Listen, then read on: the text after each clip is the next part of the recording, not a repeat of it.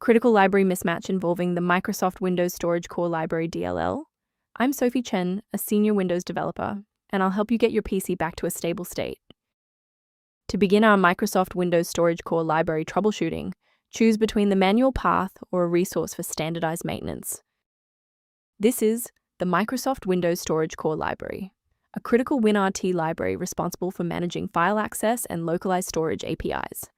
If corrupted, system apps like Photos or Calculator will fail to launch, reporting a class not registered or silent process termination. Let's get to work. We'll start with the most common fix for this specific error. This is a core Windows system file issue.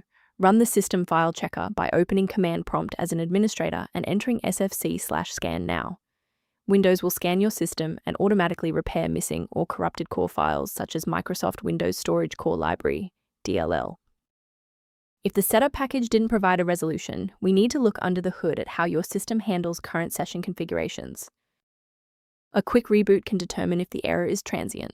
While it won't fix a deleted file, it can re-establish the connection between your software and the Microsoft Windows Storage Core Library file if the path was temporarily busy. Make sure to save your spot by bookmarking this video or hit the like button before you restart so you don't have to search for it again. If you're still stuck after the reboot, stay with me.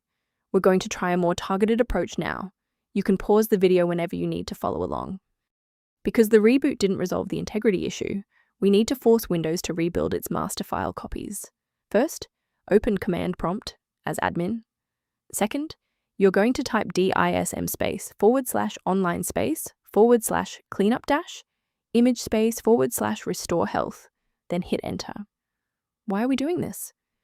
Well, bypasses local file errors by pulling a certified master copy of the system image to replace files that SFC is unable to repair. A brief word of caution, not all solutions found online adhere to professional security standards.